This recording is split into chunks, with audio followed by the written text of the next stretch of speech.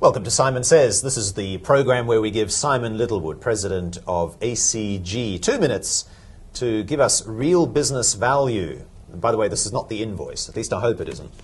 This is... We'll need a bigger envelope for that, Mark. It spans multiple pages. Yes. This is, in fact... You never pay anyway, so what's the point? This is the quick segue. This is the place where we give you a topic, and you've got 2 minutes on the clock to tell us your answer.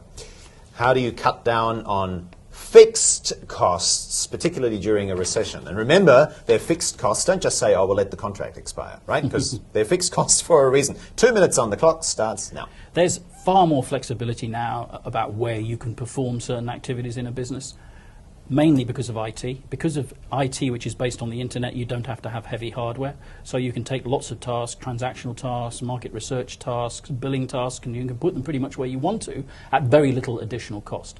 So the first thing you should be doing if you're worrying about costs, and by the way, since we're almost certainly going to have another recession, you should be worrying about costs. You should be looking at what tasks genuinely need to be performed close to the customer in your expensive core markets, and what don't.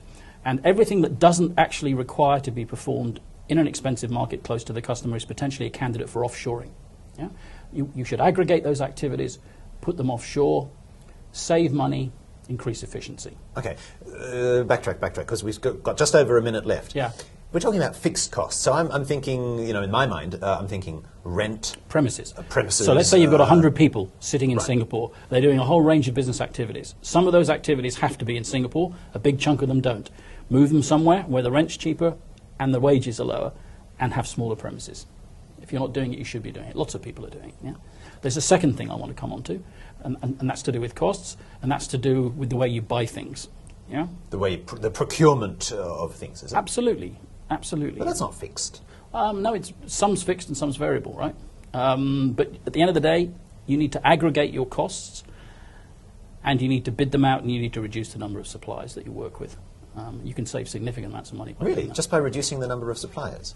Yes, because if you reduce the number of... So if you look at the things that you're buying, if you're buying them from multiple suppliers, you're not getting good rates. If you put them all together, and you reduce the difference that they have, so you create common elements, you put them all together and you forecast them forward. So you say, over the next 2 years, this is how much you'll need. This is how you do aggregation. You then say, if I give you all this, i.e. 5 or 6 times more than I'm giving you at the moment, what are you going to charge me? Okay, and 2 minutes is up. Yeah.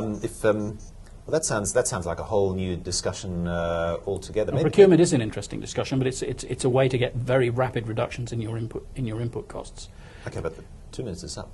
Oh, okay, well. So sorry, guys. We only procured 2 minutes of your time. Okay, but the offshoring topic is very, very important. I recently wrote a paper on offshoring. I'm very excited by the fact that even relatively small companies now can offshore, and that's as a result of the flexibility that you now get from internet-based computing solutions. Okay, okay, we're going way over the 2 minutes. Well, okay.